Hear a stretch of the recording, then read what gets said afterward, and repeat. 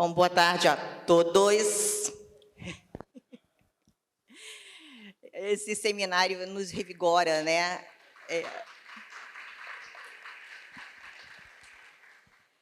Esse seminário nos revigora no sentido de, assim, da gente conseguir quebrar a hegemonia do discurso. Deve ser a esperança dos imbecis, mas eu ainda quero ter essa esperança. Eu sou promotora do júri, o nosso tema é liberdade de expressão. Pode parecer que uma coisa não tem nada a ver com a outra, mas eu acho que tem tudo a ver, porque eu luto pela vida. E a vida, sem você ter liberdade de expressar as opções e se comportar dessa forma, não tem muito sentido. Não há vida digna sob comando de tiranos. Infelizmente, a gente tem um cenário nacional inimaginável, né? E acho que a gente não pensou, jamais se passaria por isso, nem sob domínio de governos com fax enormes, mas estamos passando, né? E isso nos leva assim, a uma célebre frase de uns autores construcionistas, que é: a vontade do poder é que dá sentido às palavras. Exatamente isso que a gente vive, né? A vontade do poder está dando sentido às nossas palavras, e, com isso, está nos tirando o que nos é caro, que é o Estado de Direito. Eu sou promotora de justiça há 27 anos e eu não acredito mais do que na justiça, porque se você não sabe o que vai acontecer, você não sabe o que você pode falar, você não sabe o que se pode comportar. Bom, mas sobre o tema, quem vai falar sobre isso são os nossos ilustres palestrantes, né? Do meu lado esquerdo, o doutor Luiz Antônio Aires, meu colega de Ministério Público, procurador de Justiça, foi integrante do GAECO, que é o Grupo de Atuação Especial contra o Crime Organizado, aqui do Rio de Janeiro, dos anos de 2009 a 2012, lecionou Direito Penal na Faculdade da Cidade, dos anos de 2002, do período de 2002 a 2006. Do meu lado direito está o doutor Antônio de Moura, procurador federal da AGU, mestre em Direito pela PUC, membro da Associação Brasileira de Direito Processual, e ambos, claro, integrantes da Abrajuc. Com a palavra, o doutor Antônio de Moura.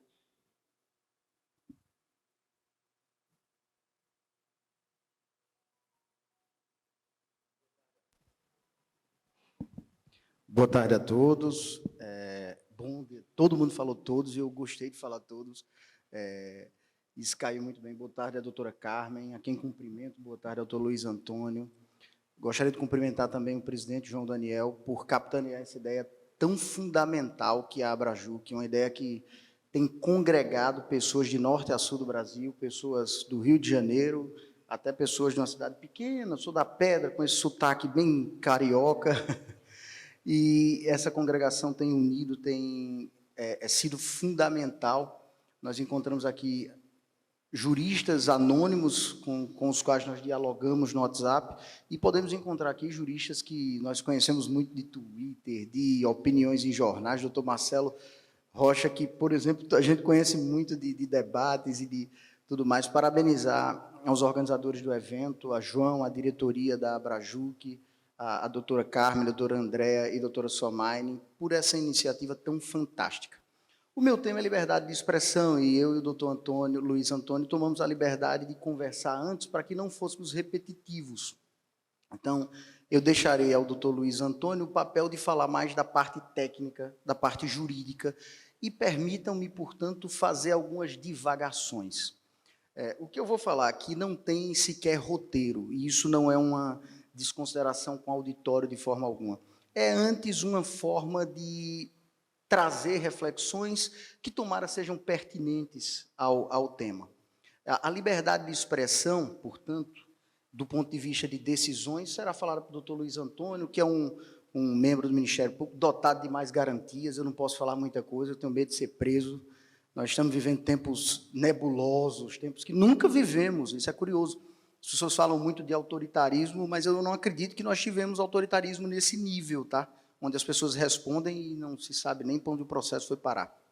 Pois bem, minha gente, a liberdade de expressão, para que nós falemos de liberdade de expressão, antes, nós precisamos considerar o que é expressão.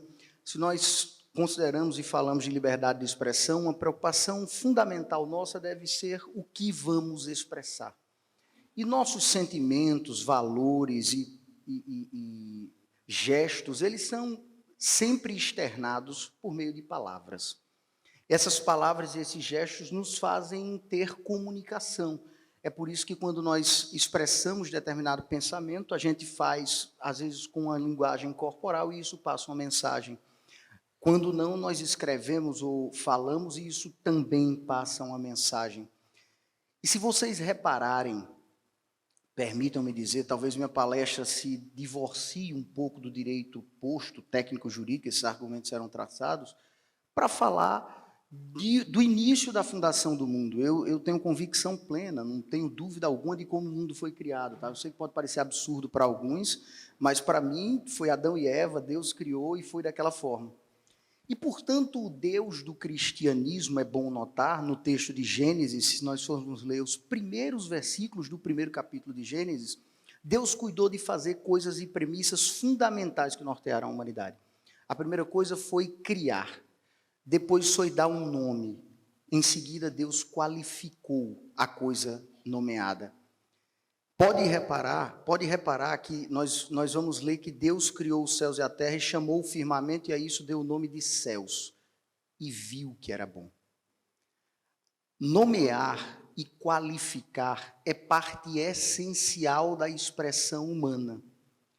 E é o que tem um sentimento amargo, um gosto amargo de que tem nos sido tirado desde a Idade Média, passando pelas revoluções liberais até chegar aqui hoje, é exatamente a capacidade humana de nomear, distinguir e separar. Para separar o que é bom do que não é bom, para separar o que é bom do que é ruim. Nesse sentido, Roger Scruton, por exemplo, citando Burke, diz, para que os maus triunfem, não é preciso que eles sejam os mais fortes do mundo, basta o silêncio dos bons. E, na verdade, uma das formas mais significativas de permitir o triunfo do mal é exatamente perder a capacidade de distinguir o bem do mal. Se vocês forem reparar, toda a nossa produção cultural, e aqui a gente precisa pensar como conservadores, toda a nossa produção cultural foi levada para nos afastar da definição de bem e mal. Tenho certeza que os mais velhos, mais experientes, conseguem ter essa definição sem nebulosidade. É um cenário contrário quando nós vamos para os mais jovens. Nos mais jovens, parece muito evidente que bem e mal tanto faz, que bem e mal depende da circunstância. E nomear e definir é fundamental e é o que nos torna precisamente humanos. Porque nós não somos bichos, nós somos seres humanos e, portanto, a capacidade de expressar, a capacidade de nomear e de definir é parte da nossa própria existência, da nossa própria definição de existência. Eu costumo dizer que no Brasil, quando nós queremos, quando alguém quer sofrer por amor no Brasil, há uma música para embalar. Eu mesmo na faculdade, confesso que na faculdade fui... Eu acho que eu fui um idiota útil ou um idiota inútil, mas eu fui um idiota. E confesso que era fácil, quando você gostava de uma garota, você tinha Chico Buarque para embalar a sua vida. Ó pedaço de mim, ó metade arrastada de mim, leva um vulto teu. Veja que coisa... Veja onde eu quero chegar. Quando você está feliz, a MPB tem uma música para te embalar. Eu confesso que hoje não ouço MPB, mas eu quero só reconhecer o fato de ser formado um imaginário que permite às pessoas, quando sofrem por amor, ter uma música, que permite às pessoas, quando estão em crise na faculdade, o governo era de esquerda, quando nós estávamos na faculdade, e eu lembro que nós cantávamos uma pauta fingida, apesar de você amanhã de ser outro dia. Vejam, o poder que essa música tem de catalisar as massas, de trazer as massas. Isso é precisamente o poder de expressão. O poder de expressão quando você consegue dominar a linguagem. Wittgenstein dizia com clareza, todo pensamento tem relevância se você puder traduzi-lo em palavras. Esse pensamento que não sai, que não se expressa, que não vem à realidade, não tem repercussão. Eu digo muito que deve ser sofrida, por exemplo, para vocês dimensionarem como a nossa situação é grave, olhem para o Axé Music. O que seria do Axé Music se as vogais não fossem silábicas? Como é que é a música do Axé? Aê, o, aê, o. Se as vogais não fossem silábicas, se elas fossem assilábicas, a Axé Music estava destruída. Porque não ia cara, caramba, cara, o. Não é preconceito nenhum com Salvador, pelo contrário. Acho que o maior e vou chegar para citar esse homem, o maior criador de um imaginário que nós podemos pensar como conservador no Brasil chama-se Elomar Figueira Melo. Eu não sei quantos nesse auditório conhecem Elomar Figueira Melo. É um cantor baiano, menestrel, nascido e criado em Vitória da Conquista, e que traz essa capacidade de imaginário. E o que é que nós perdemos enquanto citei Chico Buarque, porque talvez seja o papa dessa esquerda chique, dessa beautiful people, desse povo fantástico que vive a vida a se divertir. Elomar é o cidadão que nos traz um imaginário para que nós consigamos pensar na transcendência, porque o grande debate, eu tenho fugido muito do debate, conversava hoje com um colega, e tenho fugido muito do debate liberal, conservador. Por exemplo, quando me perguntam, você é a favor da privatização da Petrobras? Eu sou até a primeira linha. Privatizar para quem? Como? Privatizar a Petrobras para vender Partido Comunista Chinês? Não me parece estratégico. Privatizar a Petrobras para só ter uma empresa? Não me parece estratégico. Então, vejam, para que nós tenhamos essa capacidade de imaginar e discernir bem do mal, nós precisamos ter, e o mundo se divide assim, não mais em liberal, conservador, socialista tão somente. Flávio Morgenstern diz isso muito bem. O mundo se divide entre quem acredita ou não na transcendência. É o acreditar no transcendente. É o acreditar ou não no transcendente que nos faz distintos. O Dr. Felipe Dantas diz uma coisa muito interessante. Vocês estão muito acostumados a ouvir falar da Idade Média como uma idade das trevas, uma idade nebulosa. Mas reparem, os ordenamentos na Idade Média se sobrepunham. Você tinha a ordem dos mercadores, você tinha a ordem religiosa cuidada pela Igreja Católica, você tinha um rei, de forma que em um feudo você poderia ter 10 diferentes autoridades cuidando de assuntos diferentes. E o que é que a modernidade, do que a modernidade cuidou? A modernidade cuidou de suprimir todas as ordens vigentes, religiosa, moral, militar, de mercadores, a ordem dos burgueses, todas essas ordens foram suprimidas para que viesse tão somente a ordem estatal. E o que é que a ordem estatal propõe? Só existe legitimidade, só existe ato, só existe potência quando falada, quando expressada por meio do Estado. E não é por acaso que nós nos tornamos, com o passar do tempo, meros burocratas e reprodutores desse poder estatal. Professores, advogados, promotores, juízes, procuradores, todos nós muitas vezes falamos como se fôssemos membros, tão somente, deste corpo-estado, e eu ouso dizer que se nós fizéssemos uma pesquisa de opinião no Brasil, a ideia de que o Estado é quem deve preponderar seria a maioria esmagadora entre católicos, evangélicos, militares, civis, porque nós substituímos com as revoluções liberais a ideia de que ordens espontâneas poderiam existir e isso garantiria direitos. Nós vamos chegar no final, para passar a palavra para o doutor Luiz Antônio, no que esse pensamento nos joga. Esse pensamento nos joga se só o Estado pode, e isso é um triunfo das ideias de Jean-Jacques Rousseau, né? Nós falávamos disso com o doutor Felipe Dantas e falamos repetidamente disso, de como o ideário racionalista moderno nos afastou dos direitos mais básicos. Rousseau conseguiu fazer isso criando uma abstração chamada vontade da maioria. Vontade da maioria é algo completamente abstrato e é completamente impossível de ser medido. O Brasil tem 200 milhões de habitantes, você não tem como colocar 200 milhões de pessoas numa sala para fazer uma audiência e ouvir cada pessoa. Mas aí, como é que essa abstração pode se materializar na realidade? Essa abstração se materializa na realidade tão somente e exclusivamente por meio das normas estatais e por meio do ente estatal. Não é por acaso que Bertrand de Jouvenel diz que tudo o que ocorre contribui para o crescimento do Estado. Porque nós apagamos as legitimidades das pessoas. Hoje, por exemplo, se um homem defender a honra da sua família, o primeiro pacifista que vai chegar vai ser para dizer: não se deve tratar com violência.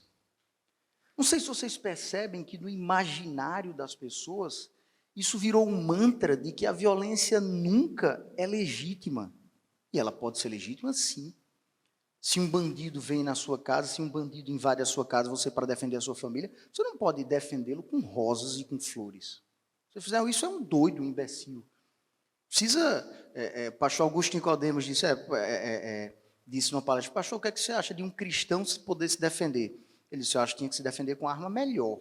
Se for com 38, tem risco de perder, tem que ser com 7,65, 12. E eu tenho que atirar na cara para não correr o risco do cidadão sair. Não pode ser. Mas vejam, até isso as pessoas perceberam, porque como é que o Estado conseguiu fazer isso? Demonizando e endeusando determinadas palavras. Vejam o valor simbólico da expressão democracia. Se Jesus Cristo viesse ao mundo e criasse um regime teocrático, como Deus criou, Jesus Cristo seria tido e preso no inquérito das fake news. Porque precisamente democracia não é mais uma palavra que se submete ao debate público, ao crivo do debate público, à opinião das pessoas. Democracia passou algo a ser sacrossanto. Vejam o poder que essa palavra tem. De tão poderosa, eu passei a chamá-la de demogracinha, porque eu não consigo repetir o mesmo que certas pessoas. Então eu uso democracia para ironizar o poder que essa palavra tem. Outra palavra, outra expressão que virou mágica: Estado de Direito. Outra expressão que ficou mais mágica ainda: instituições. Defender as instituições. E para isso, meus amigos, C.S. Lewis tem a melhor explicação do mundo. C.S. Lewis diz o seguinte: se o homem é imortal, então o Estado precisa ser limitado. Toda a atuação estatal precisa ser limitada. E a liberdade é a marca do homem, porque ele tende à eternidade.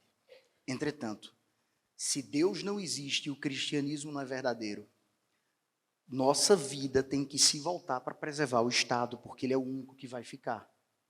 Nós morreremos amanhã, mas as instituições ficarão. Quantos de vocês não ouviram e não louvaram esse discurso?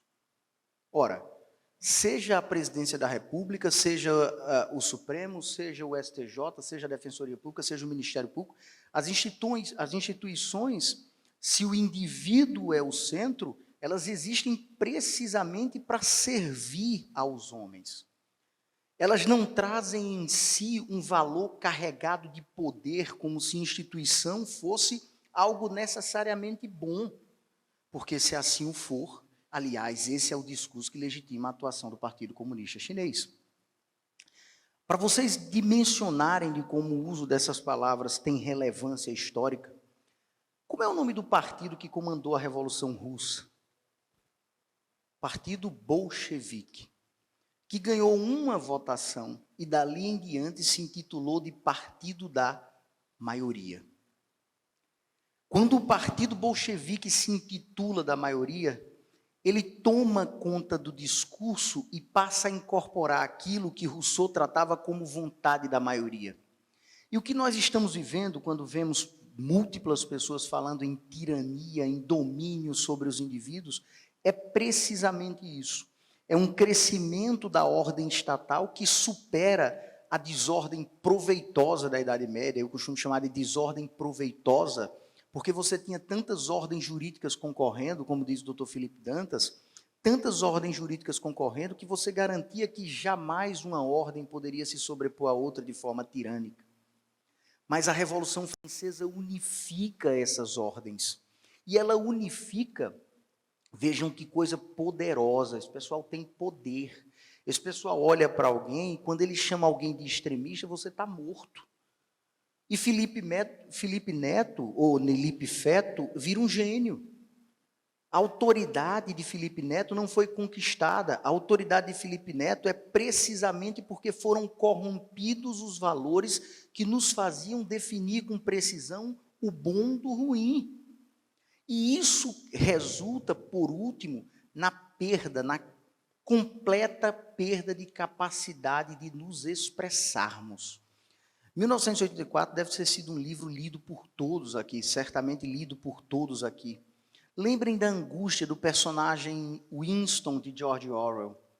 Winston é um personagem que inicialmente compreendia os dramas do grande irmão, mas o livro é uma narrativa, ao menos para mim, da angústia daquele personagem, que passa do momento de saber o que é liberdade, sentir o que é liberdade, até o trecho final, onde ele sentia lembrança do que era liberdade, mas não havia palavra para expressar isso.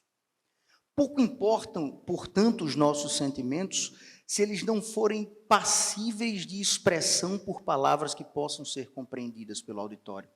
E o papel dos conservadores, portanto, o desafio dos conservadores em defesa da liberdade de expressão, eu sei que a angústia é profunda, eu sei que a angústia é enorme.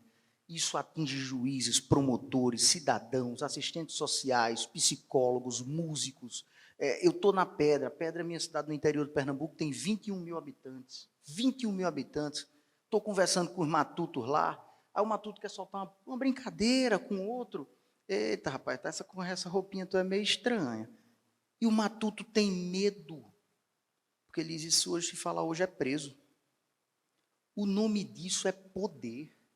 É você do interior de Pernambuco, a França, conseguir controlar um discurso.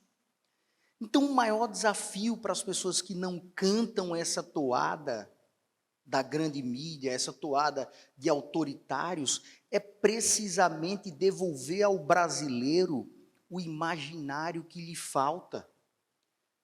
Eu desafio os senhores a compreenderem que não há como fazer, e sinceramente esse não é um desejo puro do conservador, não há como falar em mudança e fazer mudança se não houver um imaginário que nos capacite a conquistar o coração das pessoas. Quando o imaginário existe apto a conquistar o coração das pessoas, os militares conseguem passar a sua mensagem. Os juízes conseguem passar a sua mensagem.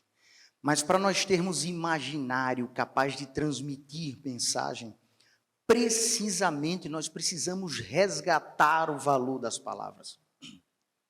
Não é só ler Roger Scruton, não é só ler Theodore Dalrymple, não é ler a história do conservadorismo, é devolver um vocabulário rico, um vocabulário que nos permita separar o bem do mal. Vou lhes dar um exemplo concreto. Quando Lula teve câncer, eu sinceramente senti. Confesso que não consigo vibrar com um câncer de ninguém, e senti. No dia que o presidente Bolsonaro levou a facada, ele não era presidente ainda, lembro-me que estava num local específico, e quando eu recebi a notícia pelo celular, eu fiquei atormentado. E uma pessoa disse para mim, veja, ele levou uma facada, mas ele faz por onde merecer, né? Porque ele diz coisas absurdas. Em qualquer debate público, a pessoa que disse isso seria visto como boa. E eu seria visto como ruim. Eu, que não fico feliz com o câncer de ninguém, seria visto como ruim. E a pessoa que disse isso, seria vista como boa. Porque quando você corrompe a linguagem, tira a capacidade das pessoas de compreender o que é bom ou ruim, você passa para o seguinte passo, que é a desumanização do outro. Nós que não somos exatamente progressistas, somos vistos como subseres, seres indignos de consideração e respeito. E isso parte de um processo de domínio da esquerda. Vejam só, eu tenho dito ao pessoal, eu acho que Marx tem menos relevância histórica para a esquerda do que a escola de Frankfurt. Eu reconheço a importância diabólica de Antônio Gramsci na corrupção que nós tivemos no mundo, mas nada teve tanta importância quanto as ideias da Escola de Frankfurt, a ponto de ela ser o centro da destruição dos Estados Unidos da América. Porque percebam, um país não vai ser mais indestrutível, sua casa não vai ser mais indestrutível, seu lar não vai ser mais indestrutível, se você tiver ao seu lado as melhores normas jurídicas. Normas jurídicas são nomes. E, portanto, se os nomes não encontram a correspondência na realidade, elas podem significar o oposto do que está escrito. Não por acaso, pessoas têm sido presas no Brasil em homenagem ao Estado de Direito. Prisões ilegais. Prisões nitidamente ilegais. E é muito comum você perceber pessoas dizendo que a imunidade parlamentar é imunidade, mas nem tanto. É imunidade no exercício do mandato. Está errado. Se você valorizar o nome imunidade, você há de reconhecer o seguinte: se imunidade é apenas no exercício do mandato, ela não é imunidade alguma. Porque liberdade de expressão ordinária todos temos. Imunidade é imunidade qualificada. É a imunidade que quebra o liame penal e não deixa sequer que o juízo de tipicidade seja formado. Crime é toda ação típica, antijurídica e culpável. Desculpa as pessoas que dizem que o Constituinte separou quando ele não fez separação. Eu comecei dizendo, o Deus cristão é um Deus de separação, de valoração, de conhecer, separar, avançar, tirar, retirar. E tudo que nós temos perdido neste mundo e neste momento é a capacidade de discernir, é a capacidade de separar. Essas pessoas, permitam-me ler um breve trecho de Elomar Figueira Melo. Elomar tem um livro chamado A Era dos Grandes Equívocos. Essas pessoas, sinceramente, elas perdem uma capacidade fundamental de separar e elas têm um ódio mortal, um ódio, assim, sanguinolento a tudo que é correto.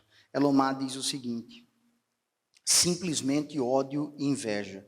Ódio ao nosso grande herói, ao ser que nasceu e viveu no planeta Terra, o maior, mais celebrado e mais amado dentre todos os homens, o desejado de todas as nações, que ao mesmo tempo em que é dignificado como o príncipe da paz, também o é como o Senhor dos exércitos de Israel, o Filho de Deus, nosso Senhor Jesus Cristo, meu Senhor Jesus. Odeiam a tudo que lhes é antitético, isto é, a tudo que é limpo, puro, terço, irrepreensível. Sobretudo odeiam ao Pai da puridade, odeiam a Deus, chafurdados na descrença em detrimento da verdade, proposta pelo forjadíssimo Karl Marx. Essa é precisamente a definição da esquerda. Portanto, a briga do socialismo não é precisamente por privatização ou não privatização. A luta da esquerda não é precisamente por liberdade de expressão ou não, isso depende. Stalin e Lenin, que fizeram a Revolução Russa, financiados por bilionários americanos, louvavam a liberdade de expressão. Mas no Congresso de 1934, no Congresso do Partido Comunista Soviético, tinham 134 membros, 117 membros, e escaparam 34, os outros desapareceram, foram vaporizados.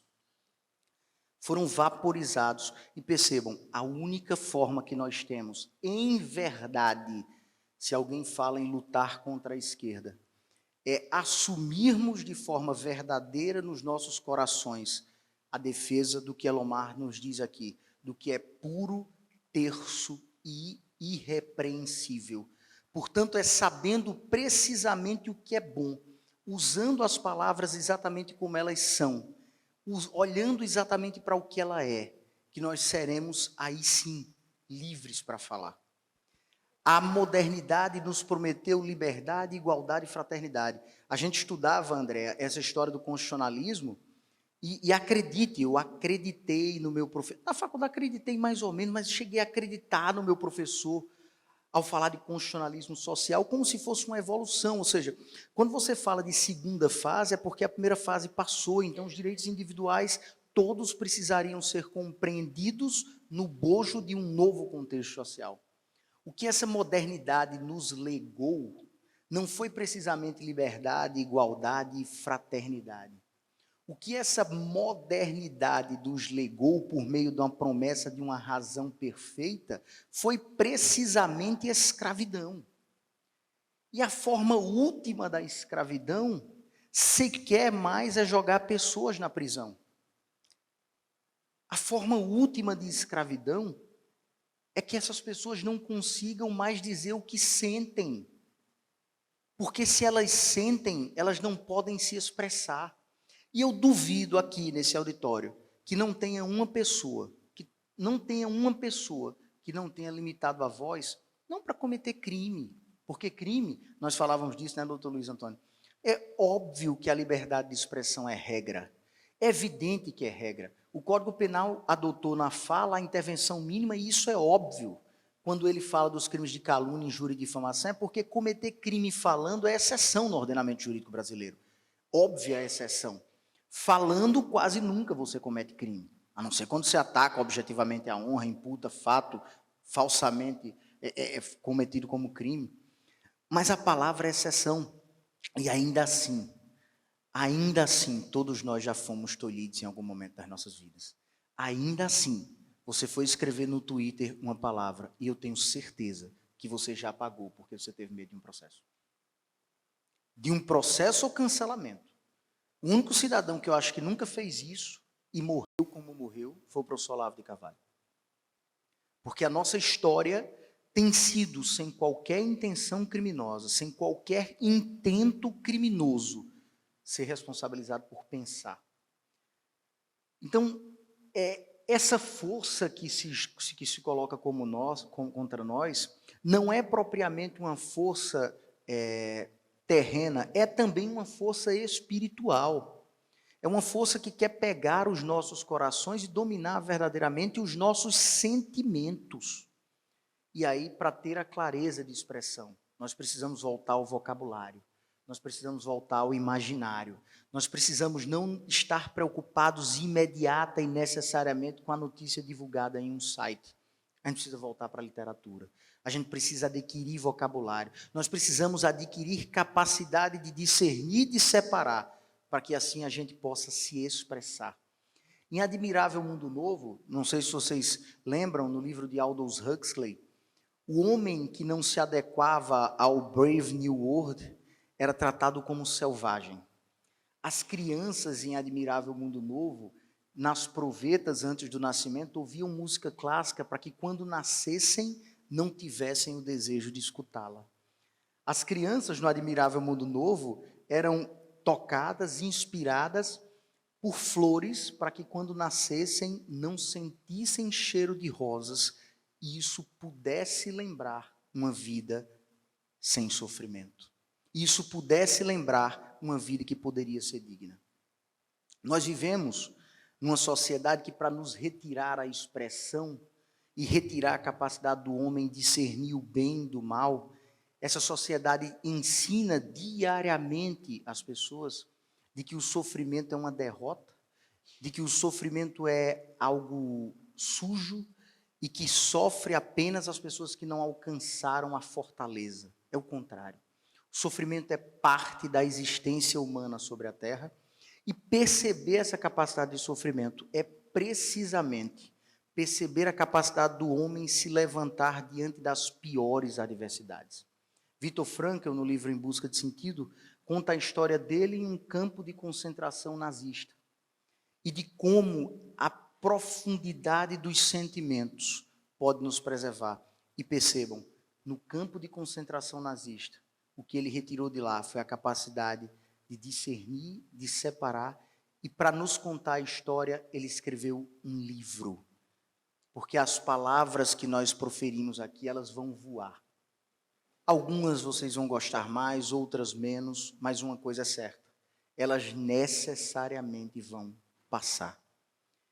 E nós precisamos devolver ao brasileiro a capacidade de imaginar, a capacidade de raciocinar fora desse esquema mental, desse jogo mental que nos aprisiona e nos permite dizer o seguinte, e percebam, você diz assim, peraí, as instituições são puras em si. O ministro que está lá agora é que está cometendo algum ato ilegal. Mas perceba, se a linguagem é dominada pelo ministro, se a linguagem que ele fala é a linguagem compreendida pela maioria, ele é a própria instituição.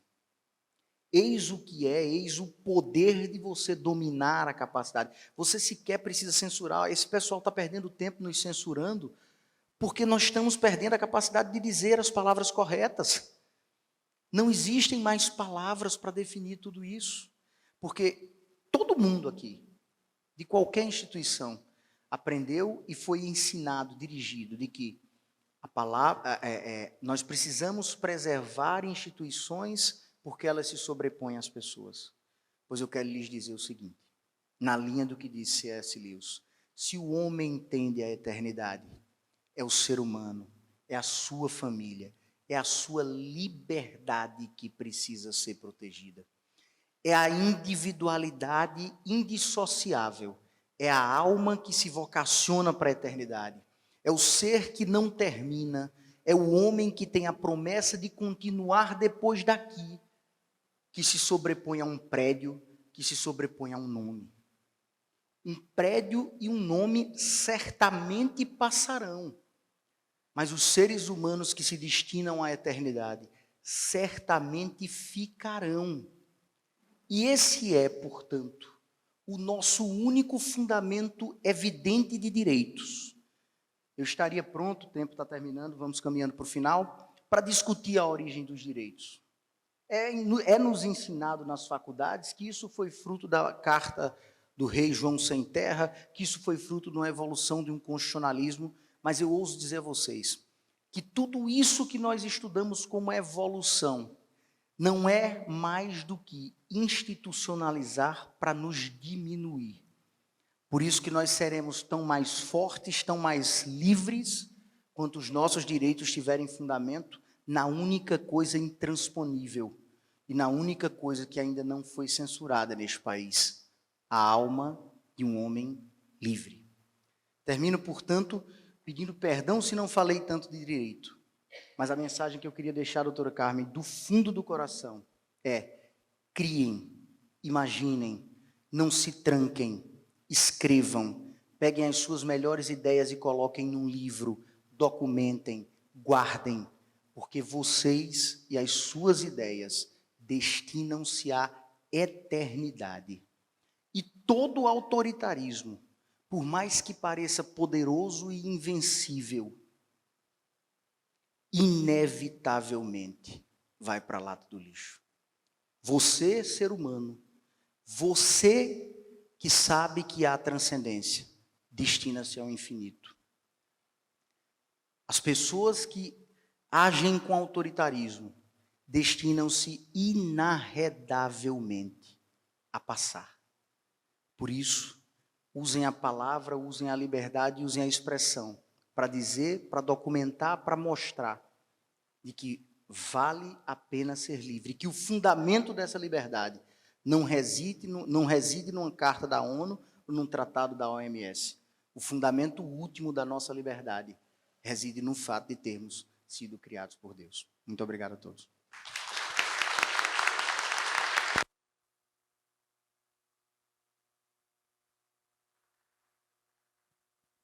Com a palavra, o doutor Luiz Antônio Aires. Boa tarde a todos.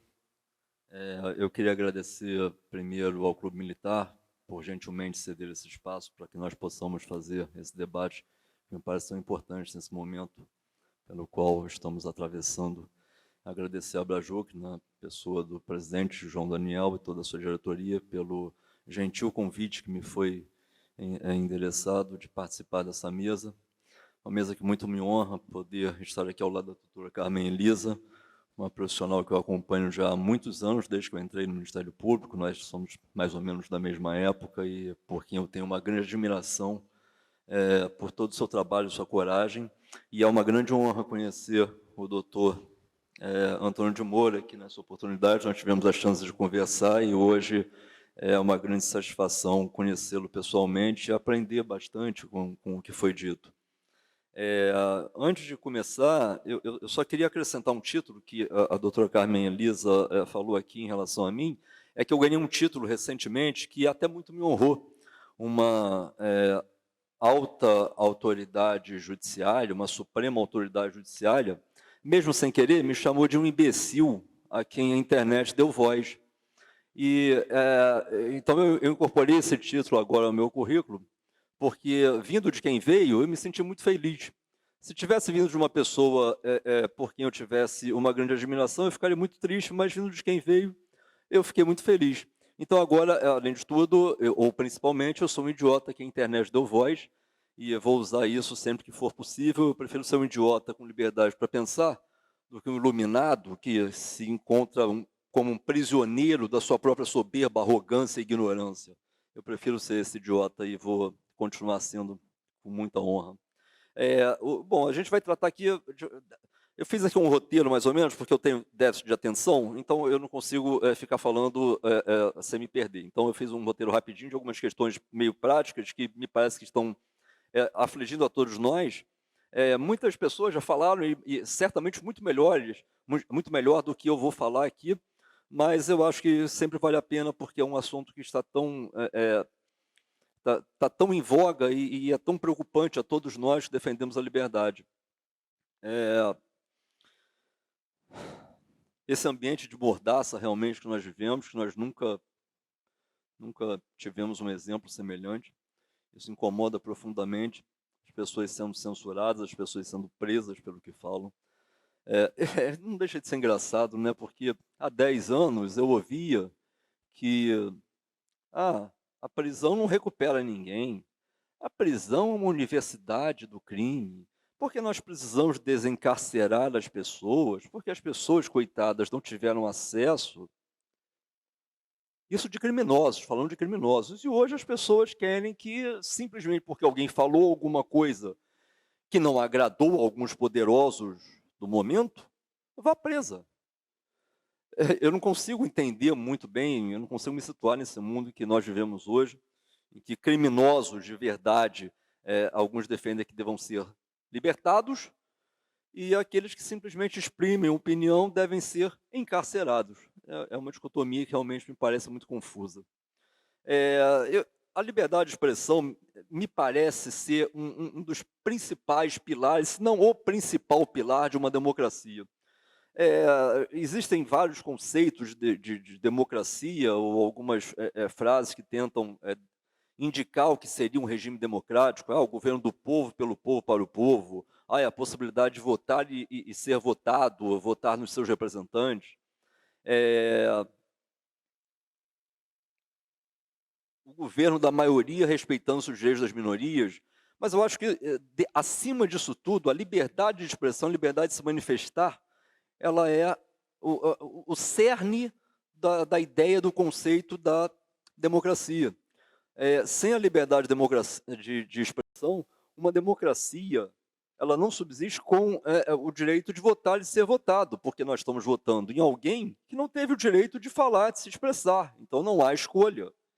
Não há um governo da maioria respeitando os direitos da minoria se nós não sabemos o que a maioria pensa ou o que a minoria discorda. Nós não sabemos absolutamente nada sem a liberdade de expressão.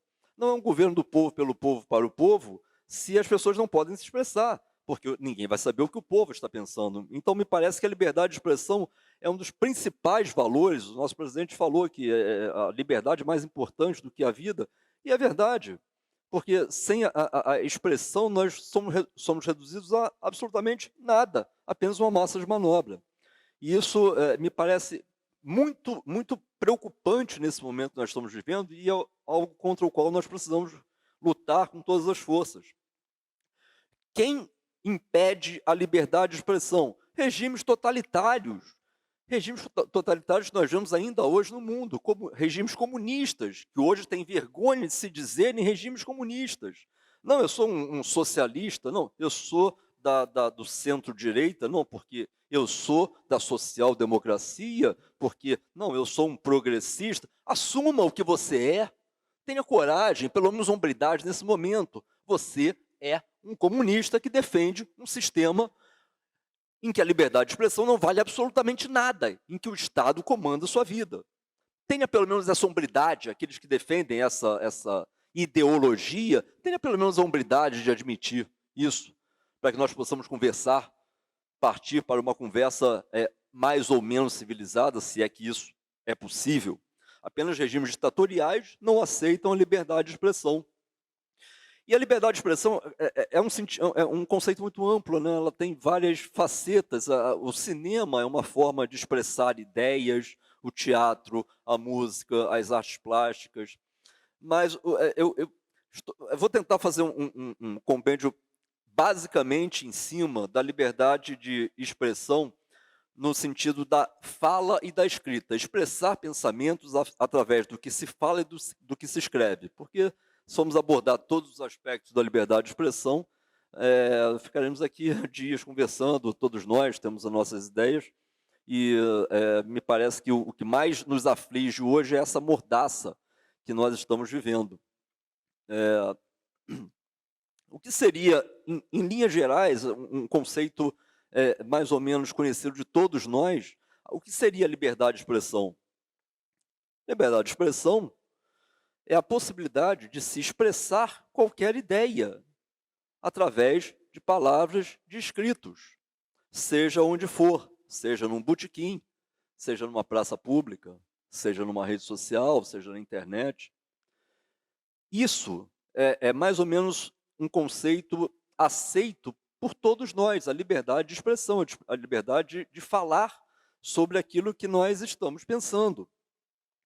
E isso inclui a liberdade de dar uma opinião sobre um fato, uma questão muito interessante. Até hoje, muitas pessoas discutem se o homem realmente chegou à Lua em 1969. Ok, acredite-se ou não, é um direito de cada um.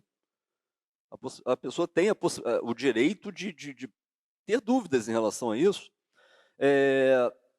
Fazer questionamentos e discordar de posições oficiais. Nós vimos isso durante a pandemia, em que o Estado esmagou nossas liberdades de uma forma absolutamente absurda. Muitas pessoas falam, porque nunca tivemos uma pandemia como essa. Mentira, mentira. Nós já tivemos pandemias muito mais sérias ao longo da história. O que nunca houve, como dessa vez, foi uma reação tão absurda e desproporcional a ponto de esmagar direitos mais fundamentais. Direito de trabalhar, direito de falar, direito de discordar. Aí eu vejo agora as pessoas em relação... não sei nem se eu posso falar sobre isso, mas eu espero poder, porque também... Bom, eu não tenho nada para perder, não tenho muita coisa para bloquear na minha conta, então, paciência. Existem pessoas que não concordam, não acreditam no poder da vacina que está sendo aplicada. Qual é o problema da pessoa não concordar com isso? Qual é o problema? O que isso ataca as instituições democráticas, ataca a democracia? Aí eu vejo, realmente parece que essa vacina não está sendo tão eficaz, então a solução que nós vamos dar, no Estado maravilhoso, perfeito, é fazer com que vocês tomem mais vacina. Eu acho engraçado porque, imagina alguém está internado tomando antibiótico intravenoso. O antibiótico não está fazendo efeito, a bactéria está proliferando no corpo. Eu nunca vi um médico dizer, esse antibiótico não está fazendo efeito. Tive uma ideia, vamos dar mais doses desse antibiótico. Eu nunca vi isso. Se o antibiótico não faz efeito, não faz efeito. Não adianta você aumentar a dose, ele não vai fazer efeito por isso. Vacina, se não faz efeito, porque em relação à cepa original do vírus, não adianta você tomar 30 doses, ela vai continuar sem fazer efeito. Mas isso parece que é crime discutir isso, é crime pensar sobre isso, é crime expor essa opinião. Mais uma coisa que eu não consigo entender, que eu queria trazer aqui, compartilhar com todos. A liberdade de expressão é a possibilidade de fazer críticas a decisões governamentais, a escolhas que pareçam ser incorretas. Isso sempre foi feito. A liberdade de expressão no contexto democrático sempre significou justamente criticar decisões governamentais, decisões judiciais, decisões do Ministério Público, não importa. A crítica ela não é ofensiva, a crítica serve para o aperfeiçoamento. É isso que nós queremos, uma sociedade em que a liberdade de expressão seja um meio para que nós aperfeiçoemos as nossas relações sociais, não como instrumento de divisão da sociedade, como nós vemos hoje, que nós vemos o Estado tentar nos empurrar, o Estado, os meios de comunicação, enfim, a cleptocracia que historicamente manda no Brasil é tentar dividir as pessoas. Tentaram fazer isso até os anos 80, início dos anos 90, entre pobres e ricos, só que viram que isso não ia dar certo. Não ia dar certo porque as pessoas que moram em favelas e comunidades de baixa renda, elas não queriam isso, elas queriam trabalhar com paz, com segurança, para poder progredir na vida. Então eles viram que esse proletariado não ia lutar ao lado deles na grande revolução que seria feita no século XX, no século XXI, perdão.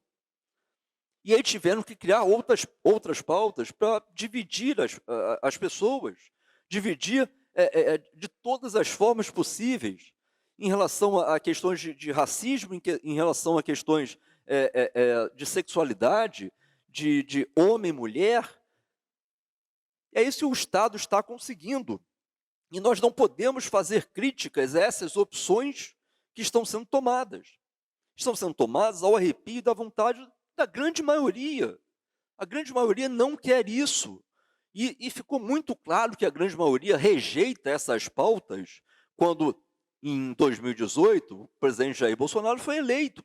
Foi a primeira vez, desde que eu me entendo por gente, eu votei na primeira eleição, ainda adolescente, em 89, para presidente. Foi a primeira vez que eu vejo um presidente ser eleito, não porque um veículo de comunicação dominante no Brasil queria. Todos os outros foram eleitos porque o veículo de comunicação dominante do país queria. Ele elegeu. Dessa vez, apesar do antagonismo desse mecanismo de comunicação, essa rede de imprensa tradicional, antiga, ultrapassada, apesar da oposição feita, foi a primeira vez que o povo realmente manifestou a sua vontade e disse: olha, nós não queremos o que está acontecendo até agora. Não é isso, não são esses os nossos valores. E aí nós conseguimos eleger um presidente que exprime os valores da maioria da população. E ele é, diuturnamente, sabotado. O que fizeram com a liberdade de expressão nesse país que nós não podemos criticar? Nós não podemos criticar decisões judiciais, não podemos criticar lockdown. Isso não é liberdade de expressão. A possibilidade de expressar uma opinião, uma dúvida, um questionamento, isso é absolutamente fundamental. Os pais fundadores da América, que criaram essa ideia, esse conceito da liberdade de expressão não ser uma concessão estatal, é um direito natural que todas as pessoas, todos os homens têm assim que nascem. Não é uma concessão do Estado. Na verdade, os pais fundadores da América disseram até que isso seria uma concessão de Deus ao ser humano. Então, nós temos esse direito, e esse direito não pode ser tolhido. Apenas estados totalitários se dispõem a tolir a liberdade de expressão. E em relação a isso, tem uma frase do pensador Voltaire, todos certamente conhecem, mas que me parece que exprime bastante essa nossa necessidade de falar, né? de expressar pensamentos, de debater ideias. Uma vez, no parlamento francês, ele virou para um de seus pares e disse: olha, eu não concordo, eu não vou falar como Voltaire porque eu não tenho nenhuma capacidade para fazer isso, não tenho nenhuma erudição para falar como ele. Mas, em linhas gerais, foi o seguinte: eu não concordo com nada que você acabou de falar, mas eu vou defender até a morte o seu direito de falar isso. Pois é, isso é liberdade de expressão, não é difícil. É um valor que está disseminado por toda a sociedade, é o que todos nós queremos. Nós, pelo menos, conservadores libertários, que não aceitamos que o mundo seja reescrito do dia para a noite. Todos nós achamos e queremos ouvir a opinião alheia, debater, para que nós possamos construir uma sociedade que vá se aperfeiçoando ao longo do tempo, como sempre foi. Nós estamos aqui hoje por causa disso, porque as pessoas conversavam, porque as pessoas trocavam ideias, e dentre erros e acertos, hoje eu tenho a impressão que nós vivemos melhor do que no tempo das cavernas. Então, essa troca de ideias, essa liberdade de expressar pensamentos, nos trouxe até aqui. Infelizmente, parece que há setores, isso no mundo inteiro, que estão tentando fazer uma regressão, desfazer tudo que foi construído para fazer tudo de novo, da forma que eles acham correta. Eu posso não concordar com várias normas que estão vigendo atualmente, eu posso não concordar com o que alguém fala, mas não importa, não é a minha opinião pessoal que deve se sobrepor sobre a opinião da maioria. E as pessoas não aceitam mais esse discurso de controle estatal sobre a nossa vida, sobre o nosso pensamento, sobre a forma de educar nossos filhos. Eu acho que nós todos estamos cansados disso. Bom, em relação ao aspecto mais legalista, a liberdade de expressão eu ouço muita gente dizendo, não, a liberdade de expressão não é um direito absoluto, é um direito relativo. Isso é mentira. É uma mentira, uma falácia. A liberdade de expressão ela está disciplinada basicamente em 2 artigos constitucionais. O artigo 5º e o artigo 220. Eles são interpretáveis em conjunto. Basicamente, esses 2 dispositivos constitucionais dizem que ninguém pode ser censurado na sua liberdade de expressão, e a única vedação, a manifestação do pensamento, é o anonimato. Eu vou chegar lá para falar um pouco mais sobre esses aspectos. Agora, do ponto de vista técnico, o artigo 5º da Constituição, o inciso que trata da liberdade de expressão, é uma norma constitucional de eficácia plena e aplicabilidade imediata. Ela deve ser interpretada da forma mais ampla possível. Ela não admite, não comporta uma interpretação restritiva. Não é o que nós estamos vendo hoje. Pessoas dizendo que a liberdade de expressão é um direito relativo. Não, não é um direito relativo. E por que ele não é um direito relativo? Justamente por causa desses 2 aspectos contidos no artigo 5º e no artigo 220 da Constituição. Primeiro, é vedado o anonimato. A única limitação imposta pelo texto constitucional no artigo 5º é o anonimato. E por quê? Justamente para que aqueles que vierem a abusar do direito de expressar um pensamento, como o doutor Antônio de Moura bem falou, que vierem a deliberadamente ofender alguém, a honra, ameaçar a sua paz deliberadamente, não como uma forma de expressar uma opinião, mas com uma intenção de agredir, é proibido o anonimato, é vedado o anonimato para que essa pessoa possa ser responsabilizada na forma da lei. É assim que funciona em qualquer lugar do mundo, é assim que funciona nos Estados Unidos. Nos Estados Unidos, inclusive, a liberdade de expressão, ela, até por questões culturais, históricas, ela é ainda mais ampla que no Brasil. Nos Estados Unidos, são pouquíssimas as demandas de injúria, calúnia, difamação, os crimes que sejam correspondentes à legislação americana, são infinitamente menores do que nós assistimos hoje no Brasil. Por quê? Porque eles realmente enxergam a liberdade de expressão como um vetor fundamental da própria existência da sociedade. E o outro aspecto, e esse continua no artigo 220, é a proibição de censura prévia. O que nós mais estamos vendo no Brasil hoje é censura prévia. Mas está na Constituição, da interpretação em conjunto dos 2 dispositivos constitucionais citados, o artigo 5º e o artigo 220, que a expressão do pensamento não pode ser limitada por uma censura prévia, ou seja, ninguém pode ser impedido de falar, não, mas o que ele vai falar, ele está errado. Tem um filme, eu não sei se alguém já viu, Minority Report, em que as pessoas potencialmente iam cometer um crime e, por isso, eram presas. Me parece muito o que está acontecendo aqui. Ah, não, o fulano tem a sua página na rede social e tudo indica que ele vai cometer um crime. Então, vamos cancelar a rede social dele. Vamos prendê-lo. Vamos aplicar multa. Não, espera aí. A liberdade de expressão não se sujeita à censura prévia. Qualquer um pode falar o que quiser na condição de cidadão e aquele que abusar desse direito com a intenção de ofender quem quer que seja ou atrapalhar a sua tranquilidade, a sua paz através de uma ameaça, esse abuso de direito vai ser, então, punido, reprimido pelas vias judiciais cabíveis. Existem algumas limitações voluntárias, claro, em relação a contratos, por exemplo, é possível fazer um contrato entre duas pessoas, duas instituições.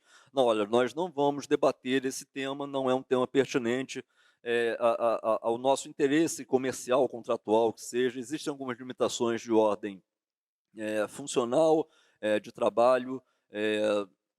Chegou-se a mais ou menos um consenso em que o Ministério Público, a magistratura, as próprias Forças Armadas não deveriam se imiscuir no palco do debate político-partidário usando o seu cargo para isso. Mas isso não afasta o direito de se expressar como cidadão. O fato de haver limitações a algumas carreiras para emitir opiniões, por manter uma questão de imparcialidade, não significa que a pessoa, como cidadão, não tem o direito de fazer um questionamento, de fazer uma crítica, de fazer uma pergunta incômoda.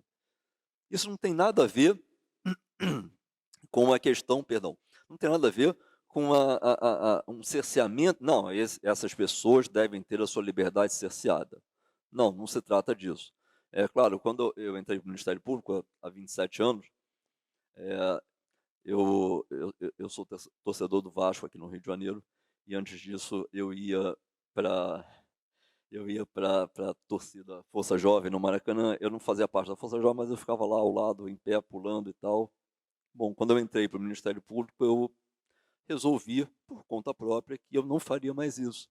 Tinha alguma coisa errada? Era crime? Não era, mas uma imposição que eu me coloquei, porque eu acho que não seria legal ver um promotor sem camisa pulando no Maracanã, né, gritando e tal. Então, existem algumas imposições que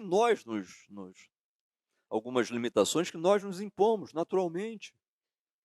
Isso faz parte da vida em sociedade. Nós não queremos ofender as pessoas, nós queremos apenas debater temas que são realmente importantes.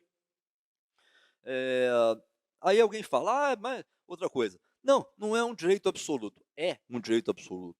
Como eu acabei de falar, é um direito absoluto que não pode ser limitado antecipadamente e que se houver um abuso do exercício desse direito, existe a via judicial para reparar esse abuso. O direito de locomoção é um direito absoluto também. Não é um direito absoluto, porque afinal de contas você tem que pagar pedágio. Não, eu não tenho que pagar pedágio. Eu posso sair daqui e chegar a Roraima a pé. Eu não preciso de licença de ninguém para fazer isso. Nenhum de nós precisa. Aonde que eu vou pegar uma licença? Em que lugar que eu vou pegar uma licença do Estado para eu poder ir andando daqui até Roraima? Não existe isso. Porque é um direito absoluto também. Esse é um direito absoluto, eu tenho direito. Se eu vou chegar lá ou não é outra coisa. Agora, que eu tenho direito de fazer isso, eu tenho. Como eu tenho direito de me expressar. Alguns direitos são relativos? Sim, são relativos. Um exemplo muito claro de direito relativo é a obtenção do CNH, Carteira Nacional de Habilitação. Quando se completa 18 anos, em tese, nós estamos aptos a exercer o direito de dirigir veículos em via pública. No entanto, esse não é um direito absoluto. Eu não posso simplesmente pegar um carro, fiz 18 anos, peguei um carro, vou sair dirigindo. Não. Esse é um direito relativo que está submetido ao preenchimento de determinadas condições previstas em lei. A liberdade de expressão do artigo 5º, como eu falei, é uma norma constitucional de eficácia plena e aplicabilidade imediata. Não depende de uma lei para se regulamentar. o exercício desse direito. Não depende de lei. Obter uma CNH depende de uma lei que regulamente. Isso é um direito relativo. Eu acho que fica muito claro quando a gente coloca dessa forma a diferenciação entre um direito absoluto e um direito relativo. Não é difícil se chegar a essa conclusão. Desculpa. Déficit de atenção. Me perdi aqui. Aí, outra coisa que se fala muito. Não, nós precisamos fazer uma censura por causa das fake news, do discurso de ódio. Bom, primeiro que eu odeio esse termo fake news. Odeio quem inventou isso, quem trouxe isso para o Brasil. Fake news é uma coisa chamada mentira. Mentira que começou ainda no Jardim do Éden com a cobra. E que nunca mais largou o ser humano. Infelizmente, nós lidamos com mentira desde que o mundo é mundo. E agora querem dar o nome de fake news. Parece um canto de sereia para impressionar as pessoas. Não, isso é muito sério. Não, isso não é mentira, isso é fake news. Mas é simplesmente a mentira. É inadmissível você interditar o debate sob esse pretexto.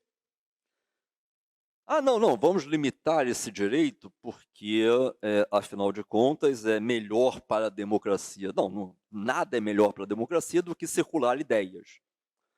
Isso não há nenhuma dúvida. Tanto que a civilização ocidental, judaico-cristã ocidental, evoluiu tanto ao longo dos milênios por causa da difusão de ideias. Mas o que nós temos é a velha mentira. Houve uma campanha aqui no Brasil, no século XX, em que um candidato, a campanha estava acirrada à presidência, e de repente começou-se a dizer que um candidato teria afirmado que não queria votos marmiteiros. E acabou perdendo a eleição por causa disso. Isso é uma mentira. Ora, tá vendo? São essas fake news que nós temos que combater. Não, na época não havia acesso à informação. Hoje o acesso à informação é muito mais rápido. Uma mentira como essa provavelmente seria descoberta e desmascarada muito mais rapidamente do que naquela época. Então, a mentira sempre existiu, inclusive no ambiente político, e nós não vamos nos livrar dela tão cedo, infelizmente. Mas como combater? Interditando o debate? Não, circulando ideias. E a velocidade com que essas ideias circulam hoje torna muito mais fácil combater essas mentiras.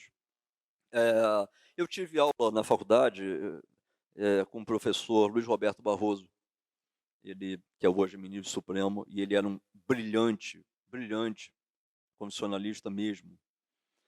E teve uma frase que me marcou muito, que me parece bastante pertinente aos tempos de hoje. Ele dizia que a legalidade não se dilui na legitimidade e nem na eficiência. Não é porque vai ser supostamente eficiente barrar o discurso de ódio, as fake news, que nós podemos passar por cima da ordem legal, da ordem constitucional. É o que nós estamos vendo acontecer hoje, infelizmente. Agora, por que existe tanta vontade de cercear a liberdade de expressão? Me parece que a razão é até bastante simples. Porque as redes sociais, a internet, antes mesmo das redes sociais, eu particularmente não gosto de redes sociais, a internet, de um modo geral, ela deu voz, deu a possibilidade às pessoas se informarem por fontes não oficiais. Ou seja, o monopólio da mentira foi quebrado. Hoje todos nós temos acesso àquilo que é mentira, todos nós temos acesso àquilo que pode ser verdade, e podemos correr atrás para descobrir se é uma mentira ou se é uma verdade, formar o nosso próprio juízo. Não é o Estado que vai dizer como nós devemos pensar. Isso é um absurdo. Tem uma música da banda Engenheiros do Havaí, gaúcha, terceiro no plural, e o refrão, eu vou fazer a pergunta que é o refrão dessa música. Quem são eles? Quem eles pensam que são? Quem eles pensam que são para isso? para dizer como nós devemos pensar ou o que nós devemos falar. Eles não são ninguém. Eles não têm um poder sobre a gente. Eles não têm um poder sobre o povo, sobre a sociedade, sobre a capacidade de pensar. Isso não vai acontecer nunca. E dentro dessa... Quem é que vai dizer dentro desse jogo o que é verdade ou mentira? Vamos criar o Ministério da Verdade, George Orwell? Inviável. Só pretende fazer isso quem realmente não é um democrata. É aquele que quer silenciar o povo para manter o poder sobre aquele povo. Basicamente é isso que acontece. E a imprensa sempre foi usada, bem ou mal, como instrumento de desinformação também, por causa dos seus próprios interesses comerciais, inclusive. Quando eu dava aula, eu dizia, olha, o que sai no jornal não foi escrito por um santo não, tá? Aquilo não é a Bíblia, aquilo é um jornal só, tá? Foi alguém que escreveu, com algum motivo. Em relação a isso, existem dois direitos que são antagônicos nesse momento, é o direito de informar e de ser informado. Nós recebemos uma informação absolutamente truncada da velha mídia, da velha imprensa. Se escondem atrás da imparcialidade para defender um lado, uma ideologia política. Isso é um absurdo. Eu não me incomodaria se cada jornal dissesse, olha, nós temos um viés à direita, nós temos um viés à esquerda. Cada um lê e vai interpretar como acha que deve, mas não é isso que acontece. Isso se choca com o nosso direito de ser informado, porque quando aquele veículo de imprensa não diz de que lado está, fica difícil tirar conclusões. Fica mais fácil manipular a opinião pública. Então, acho que a imprensa tem o direito de se manifestar também livremente de qualquer forma, sim, mas diga de que lado está, para que o nosso direito de ser informado não seja afetado, nós possamos analisar de acordo com o viés daquele veículo de comunicação. Nós vivemos, isso a nível global, uma seletividade, uma parte das pessoas podem se manifestar, outra não. Eu nunca vi isso no Brasil. Eu fui adolescente nos anos 80, eu sinto falta daquela época. Era uma época boa, uma época de brincadeira, uma época de... Nós nos sentimos assim mais tranquilos para falar. As amizades pareciam ser mais verdadeiras, porque ninguém se odiava tanto assim, as coisas não eram assim. E mais, as coisas eram resolvidas, muitas vezes, com uma briga, com um bate-boca, com um debate, o debate um perde, o outro ganha. Acontece, é da vida. Eu acho que nós vivemos hoje, as gerações que estão hoje no planeta Terra são as mais fracas emocionalmente que já pisaram no nosso planeta. Hoje todo mundo se sente ofendido com qualquer coisa. Será possível? Será que você não consegue ter uma discussão com alguém e entender que você pode perder ou ganhar? Que é da vida? Que você pode não convencer o outro, mas o outro também não ser convencido por você? Desculpa, você pode não convencer o outro, como o outro pode não te convencer? É da vida. Mas não, todo mundo hoje se sente ofendido. Não, porque ele falou que eu sou feio, ele falou... Eu sou feio mesmo, e daí? Podem falar que eu sou feio, não tem problema, não fico chateado com isso. É da vida, paciência. Para encerrar, eu continuo achando que a liberdade de expressão a parte de ser a mais importante expressão da democracia, é o único caminho ou um dos melhores caminhos para a evolução de uma sociedade.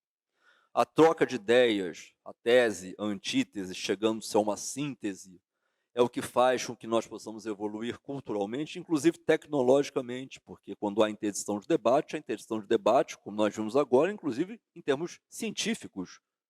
Eu fico pensando que essa ciência que estava aí era a mesma ciência que queria jogar Galileu Galilei na fogueira. Deve ser aquela de lá que apareceu aqui de novo, porque aquilo não foi ciência.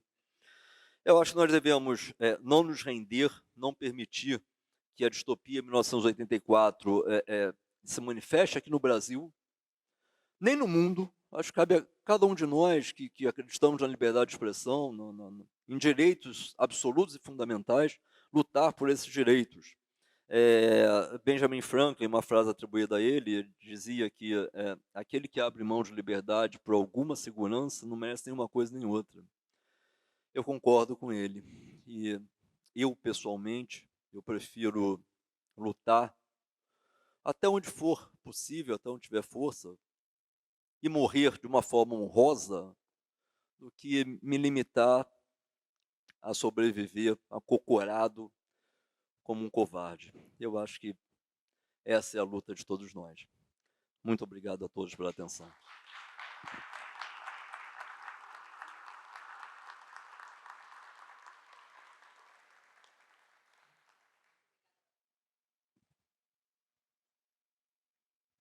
Obrigada aos palestrantes por nos engrandecer com essas palestras. E nós vamos, a mesa Liberdade de Expressão está encerrada, nós vamos para a nossa última mesa, que é sobre a ditadura sanitária. Eu tenho que dizer que tem que necessariamente encerrar às 18 horas. Depois da última mesa, nós vamos confraternizar no bar-restaurante Marinho, que se torna na Avenida Atlântica, esquina com Joaquim Nabuco, embaixo do Hotel Fairmont.